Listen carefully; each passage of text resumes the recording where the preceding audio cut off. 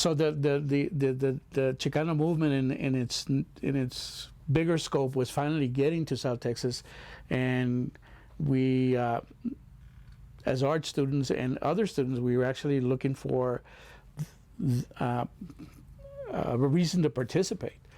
And one major group in Texas, in San Antonio, called Con Safos, that were artists, Chicano artists, that were actually decided to organize themselves to set goals and perspective for imagery that they were dealing with.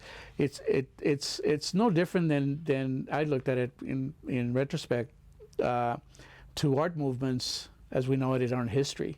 You have the Impressionist and the Expressionist and the Abstractionist and the Surrealist, and there were a group of artists that were making statements about that particular process or that particular imagery or whatever, and I see this to be almost in the same light, with one specific purpose, and that is that they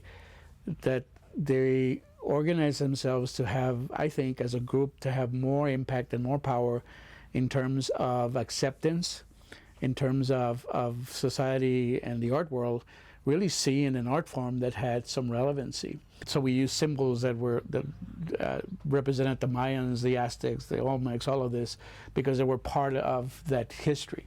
And then all of a sudden there was a contemporary. There was a now. There was the image of Cesar Chavez. There was an image of Reyes Tejerina, Corky Gonzalez.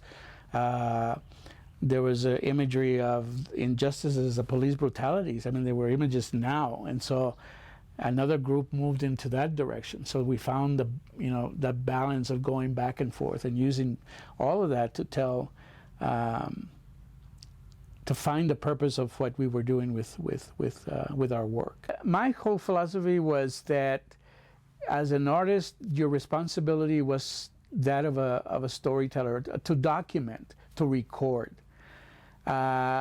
To portray imagery that was relevant to a specific group of people. It's no different than the Native artists have done through history. I came to realize at that point in my life that these images that I was creating were important, and that I should focus on that and not so much go out and march and protest and that kind of thing, because I just felt like I was going to let the artwork do what it needed to do. I mean, I didn't necessarily, I would give the artwork away to raise funds, but I wouldn't necessarily go march. It was just my choice to do that. If it hadn't been for Chicano artists and the Chicano art movement, there wouldn't be any imagery recorded of this history, because we didn't have any prior to that. We didn't have paintings or murals or lithos or drawings that documented our people and our daily lives, our celebrations, or I mean the whole spectrum of our characters, positive and negative. We just didn't have any imagery of that. And if anything, the Chicano art movement did that.